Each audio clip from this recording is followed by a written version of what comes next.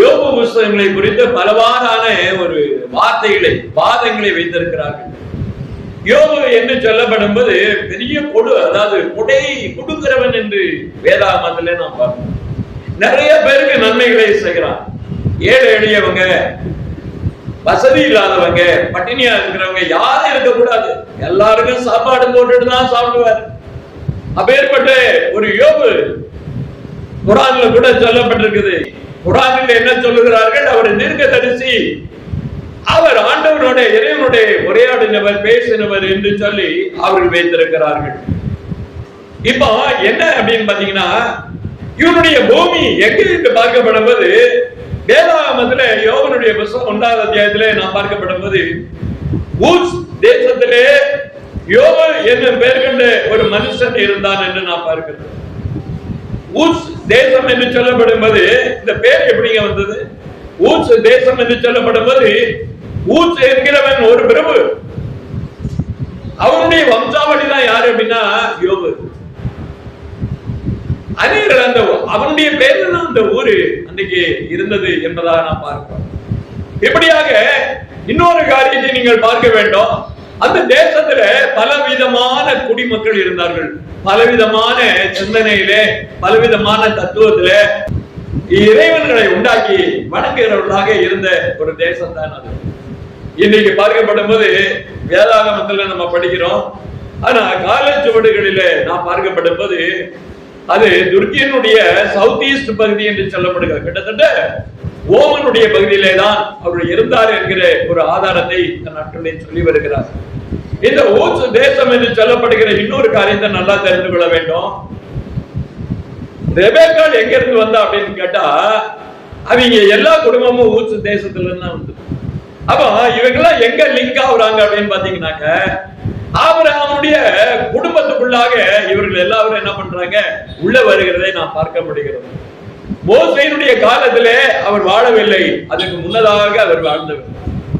ஆபிரகாமுடைய காலத்திலே வாழ்ந்திருக்கிறார். ஆனால் ஆபிரகாமுடைய காலத்திலே வாழ்ந்திருந்த அந்த ஆபிரகாமை கர்த்தர் தெரிந்து கொண்டு இருக்கிறார் என்று நாம் பார்க்கிறோம். ஆனால் அந்த இடத்துல என்ன அப்படின்னா, யோபு புத்தகத்தை பற்றி அங்கே நாம் விலாவாரியாக பார்த்தாங்க வரல. ஆனா அதுக்கப்புறம் தான் யோபனுடைய புத்தகங்கள் வருகிறது.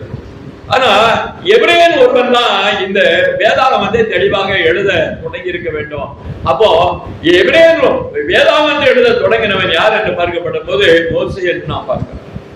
அப்போ இந்த மோசேயினுடைய காலகட்டத்திலே இந்த யோபனுடைய காரியத்தை எழுதப்பட்டிருக்கிறது என்றால் அதை எழுதினவன் மோசேயாகத்தான் இருக்க வேண்டும் என்று சொல்லி யார் சொல்லுகிறார் என்று பார்க்கப்படும் போது யூத ரபிகள் சொல்லுகிறார்கள். இன்னொரு பகுதியிலே பார்க்கப்படும் போது அவர் எப்பொழுது வாழ்ந்தார் என்று பார்க்கப்படும் போது ஆபிரகாமுடைய காலத்திலே அவர் வாழ்ந்திருக்க வேண்டும் என்று சொல்லி இன்றைக்கு ஆதாரங்கள் இருக்கிறது. ஒரு இன்னொரு காரியத்தை நீங்கள் பார்க்க வேண்டும். யோபனுடைய புத்தகம் 1ஆம் அத்தியாயத்திலே நாம் பார்க்கிறோம். 5ஆம் வசனத்தை வாசிக்கப்படும் போது, விருந்து செய்கிற அவரவருடைய நாள் முறை முடிகிற போது யோபு ஒருவேளை என் குமாரன் பாவம் செய்து தேவனை தங்கள் இதயத்திலே தூசித்திருப்பார்கள் என்று சொல்லி அவர்களை அழைத்து அனுப்பி பரிசுத்தப்படுத்தி அதிகாலமே எழுந்து அவர்கள் எல்லாருடைய நக்கத்தின்படியோ சர்வாங்க தகன பலியை செலுத்துவான். இந்த பிரகாரமாக யோபு நாட்களிலே செய்து வருவான். அவர் யோபு பலி செலுத்தி இருக்கிறார் என்று பார்க்கப்படும் போது அவர் ஆண்டவருடைய உரையாடல் பண்ணி இருக்கிறார் என்று பார்க்கப்படும் போது யோபனுடைய ஞானத்தை கொண்டுதான் இந்த நாட்களிலே உலகத்தில் இருக்கக்கூடிய விஞ்ஞானிகள் என்ன பண்ணாங்க, ஆராய்ச்சி பண்ணி கொண்டு இருக்கிறார்கள். யோபனுடைய ஞானம் மிக பெரிதாக காணப்படுகிறது. தானியேல் ஞானவான் என்று சொன்னாலும் கூட இந்த உலகத்தினுடைய சிருஷ்டினுடைய காரியங்கள், வானத்தை படைத்த காரியங்கள் எல்லாவற்றையும் விலாவாரியாக தெளிவாக எழுதி இருக்கின்ற புத்தகம் தான் யோபு. யோபு ஆண்டவருடைய உறவாடி இருக்கிறார் என்றால் அவர் தீர்க்கதரிசியாக இருக்க வேண்டும். அதன்படியாகத்தான் நம்முடைய பிள்ளைகள் பாவம் செய்திருப்பார்கள் என்று சொல்லி என்ன செய்தான், அனுதினமும் அவர்களுக்காக என்ன பண்ணா பலியை செலுத்தி இருக்கிறார். அவருடைய வரலாற்றை சில பகுதிகளை நாம் பார்ப்போம். கர்த்தருடைய நாமத்துக்கு ஸ்தோத்திரம் உண்டாவதாக. தேவன் கொடுக்கின்ற இந்த அருமையான ஒரு பாகம், இந்த வேதாகமத்திலே சொல்லப்படுகிற இந்த வேதாகமம் இன்னைக்கு யோபனுடைய புத்தகத்தை ஏன் எழுதப்பட வேண்டும்? அதுல ரொம்ப துன்பமா இருக்குத, அதுல ரொம்ப உயரமா இருக்குத, அதுல ரொம்ப கண்ணீரோட இருக்குத, வேதனையா இருக்குத, ஐயோ அதை படிச்சாச்சுன்னா எனக்கு அது வந்துருச்சுன்னா நான் என்ன பண்ணுவேன் அப்படின்னு சொல்லி நிறைய பேர் அதை படிச்சா நிறைய பேருக்கு சங்கடம் வருதான். அதை படிக்கும் போது அவங்களுக்கு சங்கடமா இருக்கலாம். ஏன் ஆண்டவர் அனுமதித்தார் யோபனுடைய புத்தகத்தை இந்த வேதாகமத்திலே கொண்டு வரும்படியாக? ஏன் அனுமதித்தார்?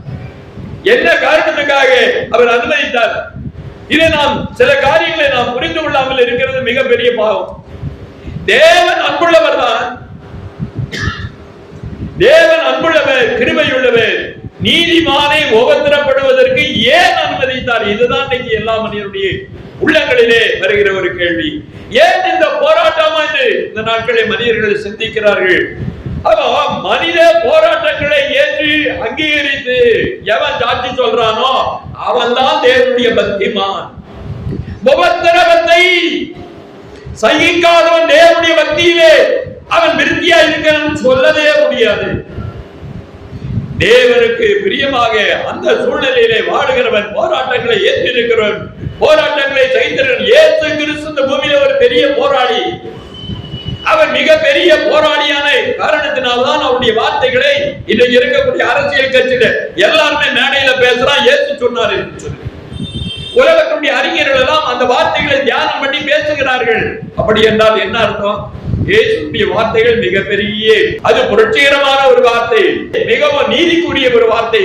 அந்த நீதிக்குரிய வார்த்தையை அங்கீகரித்தார்கள், அந்த தயவுள்ள வார்த்தையை அங்கீகரித்தார்கள், அந்த அன்புள்ள வார்த்தையை அங்கீகரித்தார்கள். மக்களுடைய ஜீவியம் சமாதானமாக இருக்க வேண்டும் என்று சொல்லி ஆண்டுடைய திருவசனம் போதிக்கிறது, ஆண்டுடைய வார்த்தை போதிக்கிறது. இப்படியெல்லாம் அப்படி அன்புள்ள அந்த தேவன் சிலுவையில நமக்காக அந்த பாடுகளை சுமந்தார், ரத்தத்தை சிந்தினார் என்று நாம் பார்க்கிறோம். அப்ப இப்படிப்பட்ட ஒரு உபத்திரவங்களை சூழ்நிலையில பார்க்கப்படும் போது தன்னை உலகத்திலே நீதிமான் என்று எவன் சொல்றானோ அவன் செல்ஃப் இன்ட்ரோடக்ஷன் பண்ணிக்கிடுவான். நான் எந்த இதுவும் பண்ணல, நான் கரெக்டா இருக்கிறேன், அப்படி இருக்கிறேன். அவெல்லாம் நீதிமான் எல்லாம் சொல்ல முடியாது. எதுல நீதிமான் என்று பார்க்கப்படும் போது தன்னிடத்திலே தன் பிள்ளைகளுக்காக, குடும்பத்திற்காக பரிதவித்து அவர்களுக்காக அனுதினமா வேண்டுதலும் விண்ணப்பம் செய்கிறவன். அது மாத்திரமல்ல, ஒவ்வொரு காலகட்டங்களிலும் தேவனை போற்றுகிறவன் தேவனுடைய சமூகத்திலே. ஏன்னா தேவன் கொடுக்கிறவராய் இருக்கிறார், தேவன் எடுக்கிறவராய் இருக்கிறார். இந்த உண்மையை உலகத்துக்கு சொன்னது யோபு.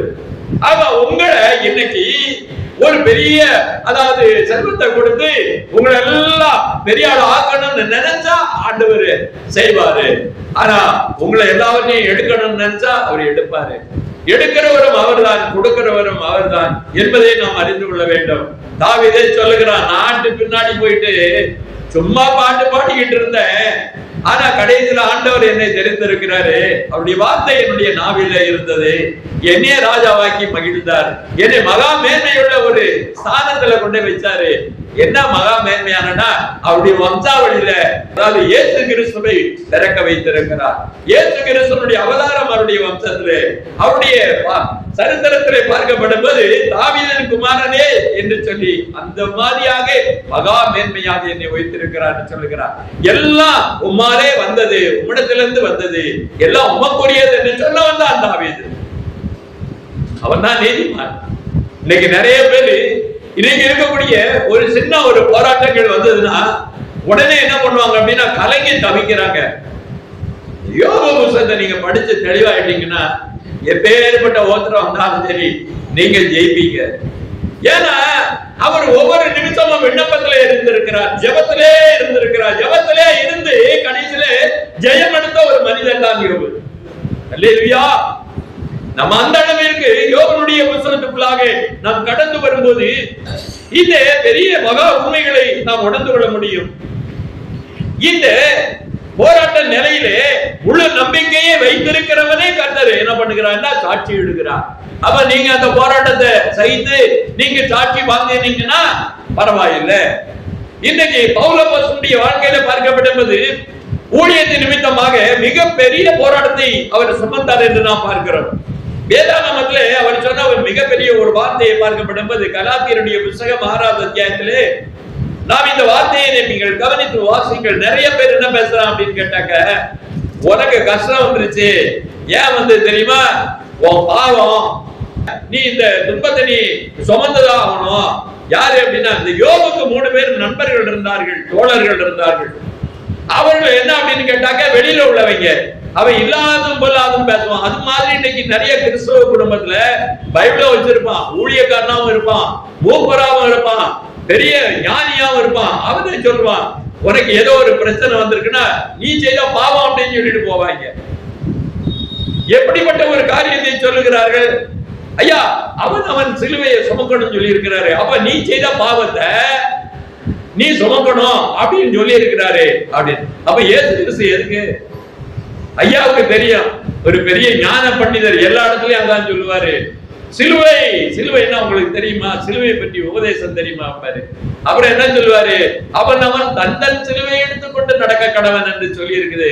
அப்ப அவன் செய்த பாவத்துக்கு அவன் தண்டனை அனுபவிக்கணும் அப்படின்னு சொல்லி விளக்கம் சொல்லி இன்ன வரைக்கும் குழப்பம் பண்ணிக்கிட்டே இருக்கிறார் ஊழியக்காரர் மத்தியில. ஐயா தெரிகிறார். இப்படிப்பட்ட மகா மேன்மையுள்ள மேதாவிகள் நிறைய பேர் ஊழியக்காரன் என்ற போர்வையில் வேதத்தினுடைய அறிவே கிடையாது, சுத்தமா கிடையாது. கலாத்தியருடைய புத்தகம் 6வது அத்தியாயத்திலே 12வது வசனத்தை வாசியுங்கள். மாமிசத்தின்படி நல்வேஷமா காணப்பட விரும்புகிறவர்கள் எவர்களோ அவர்கள் தங்கள் கிறிஸ்துவினுடைய சிலுவை நிமித்தம் துன்பப்படாதபடிக்கு என்று நாம் பார்க்கிறோம். அப்ப உலக பிரகாரமாக இந்த நாட்களிலே மாமிசத்துல நல்ல வேஷம் போட்டுக்கிட்டு, நல்ல நான் செழிப்பா இருக்கிறேன், நான் நல்லா இருக்கேன், கர்த்தர் என்னை ஆசீர்வதித்தாரு, இவன் கஷ்டப்படுறானா அவன் செய்த பாவம் தான் அனுபவிக்கிறா அப்படின்னு சொல்லிட்டு இன்னைக்கு நிறைய பேருடைய வாழ்க்கையில அப்படின்னா சிலுவையினுடைய உபதேசத்தினுடைய அறிவே கிடையாது, தெளிவு கிடையாது, அதை பத்தியா புத்தியும் கிடையாது. வேதத்தை ஒழுங்கா படிக்காதவர்களா வந்திருக்கிறாங்க, ஆனா பண்டிதர் மாதிரி பேசுறாங்க. ரொம்ப பரிதாபமான ஒரு சூழ்நிலை. அவர்களுக்காக நாம் பரிதாபப்பட வேண்டும். வேதாகமம் இங்கே சொல்லுகிறது 14வது வசனத்தை வாசிங்க. நானும் நம்முடைய கர்த்தராகிய இயேசு கிறிஸ்துவின் சிலுவையை குறித்தே அல்லாமல் வேறொன்றையும் குறித்து மேன்மை பாராட்ட இருப்பேனா? அவரால் உலகம் எனக்கு சிலுவையில் அறையுண்டு இருக்கிறது, நானும் உலகத்திற்கு சிலுவையில் அறையுண்டு இருக்கிற. வேதத்தில் சொல்லுகிற ஒரு காரணத்தை கிறிஸ்து இயேசுவினுடைய சிந்தை என்ன, அவருடைய சிலுவையினுடைய உபதேசம் என்ன? இந்த ஜனங்களை ரட்சிக்க வேண்டும், இந்த ஜனங்களை மீட்க வேண்டும், இந்த ஜனங்கள் மத்தியிலே தேவனுடைய செய்தியை கொண்டு போக வேண்டும், அந்த ரட்சிப்பை அவர்கள் சுதந்திரிக்க வேண்டும், நாம பெற்ற ரட்சிப்பை அவர்களுக்கு சொல்ல வேண்டும். இதுதான் ஆண்டவர் நமக்கு கற்றுக் கொடுத்திருக்கிறார். உங்களை அனுப்புகிற காரியம் சீசனாக்கி ஞானஸ்தானம் கொடுனா, சீசன் ஆக்கினவன தான் அவன் ஊழியத்துக்கு போவான். சீசன் ஆக்காம ஞானஸ்தானம் கொடுத்திருந்தா உட்கார்ந்த இடத்துல தான் உட்கார்ந்து இருப்பான். சிலுவையை பத்தி அவனுக்கு என்ன கவலை? பேசிக் பவுண்டேஷனே கிடையாதுங்க, அஸ்திவாரம் கிடையாதுங்க. சிலுவையை பற்றி நாம் பார்க்கப்படும் போது அதுல அவர் சொல்லுகிற ஒரு வார்த்தை, நான் சிலுவையில் அறையுண்டு இருக்கிறேன். ஒரு மனிதன் என்று பவுல பேச, எதுக்காக சிலுவையில இயேசு சிலுவையில அடிக்கப்பட்டார தொங்கினார, நீ ஏன் சிலுவையில் அறையுண்டவனாக நீ பேசுகிற அப்படின்னு பார்த்தா, ஆண்டவருடைய வார்த்தை நிமித்தமாக, ஆண்டவருடைய ஊழியத்தின் நிமித்தமாக, உலக ரட்சிப்புக்காக, ஜனங்களுடைய ரட்சிப்புக்காக, தேசத்துடைய ரட்சிப்புக்காக, உங்க சொந்த பந்தத்துடைய ரட்சிப்புக்காக, உன்னுடைய வீட்டாருடைய ரட்சிப்புக்காக நீ அந்த பாடுகளை அனுபவிக்க வேண்டும். யார் அப்படிப்பட்ட ஒரு காரியத்திலே வருகிறார்கள்? இங்க இருந்து இங்க வரைக்கும் தங்கத்துல நான் சிலுவை ஓட்டி என்ன பிரயோஜனம்? இல்ல வெள்ளியில நான் சிலுவை ஓட்டி என்ன பிரயோஜனம்? சிலுவையினுடைய சிந்தையே தெரியலையே, சிலுவை பற்றியே தெரியலையே. கீழே வாசிங்க, 17வது வசனத்தை வாசிங்க. இனிமேல் ஒருவனும் எனக்கு வருத்தம் உண்டாகாதிருப்பானாக, கர்த்தராகிய இயேசுவினுடைய அச்சடையாளங்களை நான் என் சரீரத்திலே தரித்து கொண்டிருக்கிறேன். இயேசு அடிபட்டாரா? நான் அடி வாங்கியிருக்கிறேன். தான் பாரு, அவரை சவுக்கால் அடிக்கப்பட்டாரா? நானும் சவுக்கால் அடிக்கப்பட்டிருக்கிறேன். என் சரீரம் அவருக்கு சரீரம் மீட்கப்பட்டது, பிளக்கப்பட்டது, என்னுடைய சரீரம் மீட்கப்பட்டிருக்கிறது. இப்படியாக இயேசு கிறிஸ்துவின் அடையாளத்தை காண்பித்தவன் பவுல். எல்லா சீசர்களுடைய கடைசி காலத்தினுடைய நிலைமைகளை பார்க்கப்படும் போது வாளால் அறுபட்டார்கள் என்று நாம் பார்க்கிறோம். தலைகீழாக அவர்களை என்ன பண்ணாங்க? சிலுவையில் அடித்துக் கொண்டார்கள், நெருப்பிலே போட்டார்கள் என்று நாம் பார்க்கிறோம், கெபியிலே போட்டார்கள் என்று நாம் பார்க்கிறோம். எப்படிப்பட்ட ஒரு பாடுகளை அனுபவித்தார்கள் என்று பார்க்கப்படும் போது, இயேசு கிறிஸ்துவுக்காக, ஊழியத்திற்காக, மக்களுடைய ஜனங்களுக்காக எல்லா தேசத்திலே வந்து இறங்கினதுனாலதான் ஒரு தேசமானது 10%, 20%, 30% அப்படியே என்னாச்சு அப்படின்னா அந்த தேசம் முழுவதும் ரட்சிக்கப்பட்டது. ராஜாக்கள் ரட்சிக்கப்பட்ட உடனே ராஜா என்ன பண்ணிட்டான்? இதுதான் இந்த தேசத்திலே உண்மையான மார்க்கம், உண்மையான தேவன் என்று அறிவித்தபடினால்தான் ஒவ்வொரு தேசமும் மாறுச்சு. இன்னைக்கு அப்படி செய்யக்கூடிய ஊழியம் எங்க இருக்கு? யாரு போவா? யாரு சாட்சி கொடுப்பா? யார் அந்த மாதிரி நிற்பாங்க? எப்பொழுதும் ஜெபிக்கிற, அதாவது என்ன அப்படின்னா முழங்கால் யுத்தம் பண்ணதுக்கு முடியாது, உபத்திரத்தின் மூலமாக ஊழியம் செய்யணும் அப்படின்றது தெரியாது. மிஷினரிமார் 50 பேர் அவன் குடும்பத்தோட வந்துங்க ஊழியம் பண்ணி இங்கே அவன் சத்தெல்லாம் பத்தெல்லாம் கொடுத்துட்டு இங்கே செத்து இங்கே சமாதியா கிடக்கிறான். அப்ப அவர்களுக்கு கற்றுக் கொடுத்த பாடம் அது. அவர்கள் உண்மையாக தேவனுடைய சிந்தை அடைந்தவர்களாக இருந்தார்கள், தேவனுடைய வார்த்தையை உணர்ந்தவர்கள், யோபனுடைய புத்தகத்தை படித்துக் கொண்டவர்கள், இயேசு கிறிஸ்துவின் உபதேசத்தை அறிந்து கொண்டவர்கள், முழுமையாக அந்த ஞானம் உள்ளவர்களாக இருந்தார்கள். அப்படிப்பட்ட ஒரு காரியத்தை நாம் செய்யாமல் போனால் கிறிஸ்து இயேசுவினுடைய அடையாளங்கள் இப்பொழுது நடந்து கொண்டு இருக்கிறது. இந்த காலகட்டத்திலே வாழ்கிறோம்னா என்னத்தை நம்ம வாழ்க்கையில் ஆண்டவருக்காக செய்தோம்? கொஞ்சம் சொல்லி பாருங்க. அங்கங்க கொஞ்சம் பேரு கொஞ்சம் படிச்சுக்கிட்டு இருப்பாங்க. அங்க போய் என்ன பண்ணுவாங்க அப்படின்னா 24 தர்க்கம் பண்ணி அங்க பிரச்சாரம் பண்ணிட்டு வந்துருவாங்க. இதுதான் இன்னைக்கு நிறைய வாழ்க்கை. பத்தியா நான் ஜெயிச்சிட்டேன் அப்படின்றது எகோ விட்னஸ்கார். இன்னும் கொஞ்சம் பேர் இருக்கிறாங்க. நிறைய பெந்தேகோஸ்தல சில சபைகள் இருக்கிறது, நான் சொல்லக்கூடாது. நாங்க பாத்தீங்கன்னா அங்க போய் பேசணும், முஸ்லீம்களோட பேசணும், நாங்க ஜெயிச்சிட்டோம் அப்படின்றாங்க.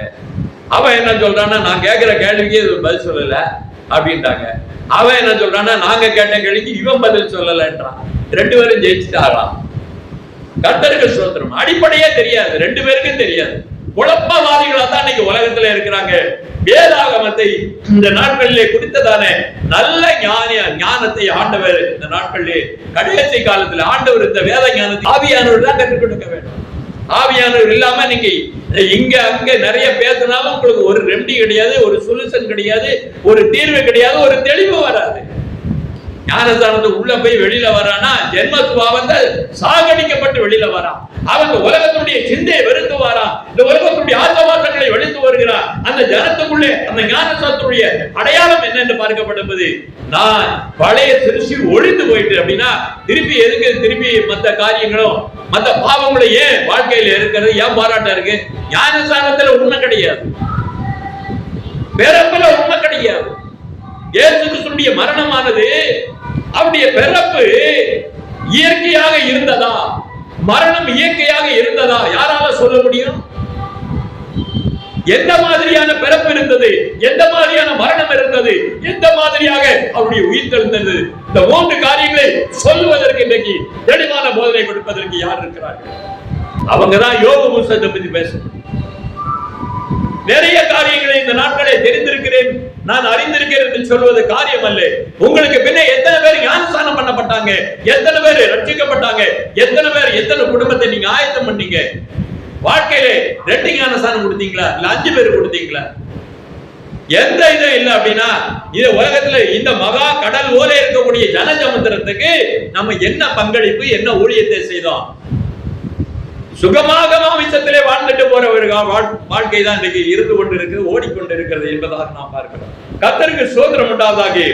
இப்படிப்பட்ட தேவன் என்ன செய்கிறார்னா ஒரு காரியத்தை பவுல் அதாவது சொன்னாலும் கூட, இந்த அடையாளத்தை புரிந்து சொன்னாலும் கூட, யோபு சொல்லுகிற இன்னொரு வார்த்தையை நீங்கள் பார்க்கப்படும் போது அவர் என்ன சொல்கிறார்னா, ஆண்டவர் சொல்கிறார், ஆண்டவரே நான் உபத்திரப்பட்டிருக்கிறேன், நான் கஷ்டப்பட்டிருக்கிறேன், என் வாழ்க்கையெல்லாம் கசப்பான ஒரு வாழ்க்கை, என்னுடைய சங்கடங்கள் இருந்தாலும் கூட கர்த்தருடைய சமூகத்திலே அவர் உரைக்கிற ஒரு வார்த்தை உண்டு, நீர் என்னை புடப்பட்டா என்ன அப்படின்னா நான் சுத்த பொன்னாக விளங்குவேன் என்று சொல்கிறார்.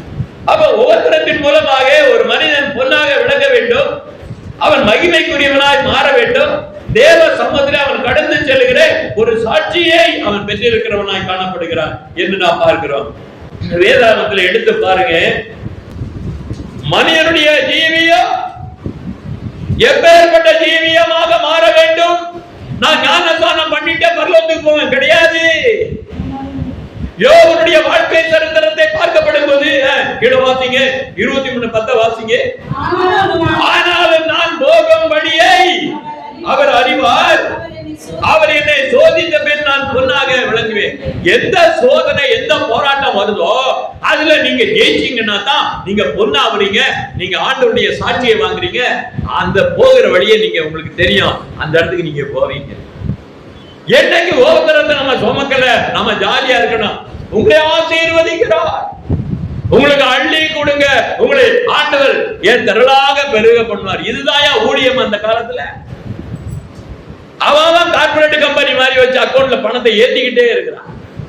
அவருடைய பேரை சொல்லி பிழைக்கிற ஒரு பிலிப்பு சொன்னது மாதிரி வயிறு பிழைக்கிற நாய்கள் என்று சொல்லுகிறார், வேதனையோட சொல்லுகிறார். இதுக்காக தான் நீ ஊழியம் பண்றியா?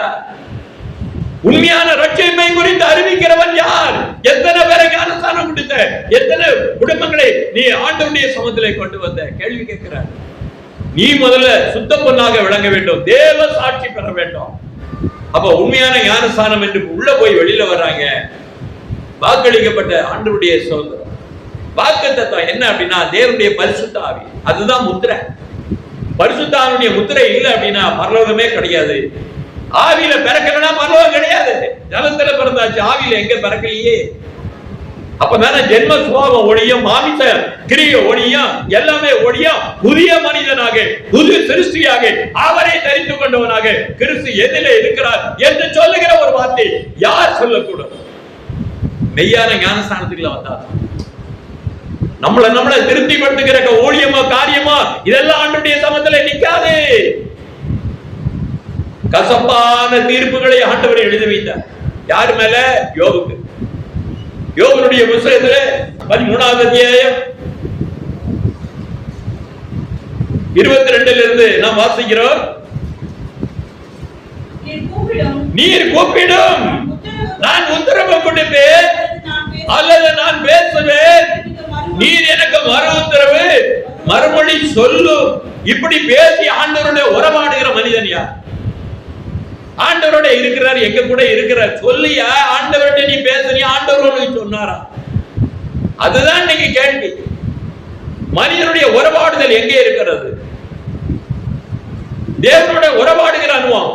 நீங்க பிள்ளைங்க, அவரு அப்பான்னாக்க அப்பாட்ட நீங்க பேசாம இருக்கிறீங்களா? அப்பா உங்கள்கிட்ட பேசாம இருக்கிறாருன்னா அப்ப என்ன உறவு இருக்கிறது ஐயா?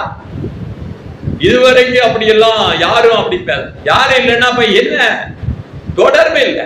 போன் அடிச்சா 10 வருதா? தொடர்பு இருக்குல்ல. இந்த மாதிரியாக தெளிவோடு இங்க அவர்கள் சொல்லி இருக்கிறதை நாம் பார்க்க முடிகிறது. கர்த்தருக்கு ஸ்தோத்திரம் உண்டாவதாக. 20 அதுல சொல்லுகிற ஒரு வார்த்தையை பாருங்க. அதுக்கு அடுத்த வசனம் வாசிங்க. என் அக்கிரமங்களும் என் பாவங்களும் எத்தனை, என் மீறுதலையும் என் பாவத்தையும் எனக்கு உணர்த்தும் என்று சொல்லுகிற ஒரு வார்த்தையை ஆண்டவருடைய சமூகத்தில் கேட்ட ஆண்டவரே எனக்குள்ள ஏதாவது ஆண்டவரே சர்டிபிகேட் கொடுக்கிறாரு. அவன் சன்மார்க்க, அவன் நீதிமான், உத்தமன்றாரு. ஆனாலும் அவனுடைய ஜெபத்தில் ஆண்டவர்கிட்ட கேட்கிறான், ஐயா ஆண்டவரே என் அக்கிரமங்கள் பாவங்கள் எத்தனை ஐயா இருந்து சொல்லுங்க. என் மீறுதல்களை ஆண்டவர் சொல்ல, என் மீறுதல்களை என் பாவத்தை எனக்கு உணர்த்துங்கப்பா அப்படின்னு சொல்றாரு. ஏன் அவர் சுத்தமாக விரும்புகிறாரு. யாரு? யோபு சுத்தமாக விரும்புகிறார். நான் சுத்தமாக இருக்க வேண்டும் என்று விரும்புகிறார்.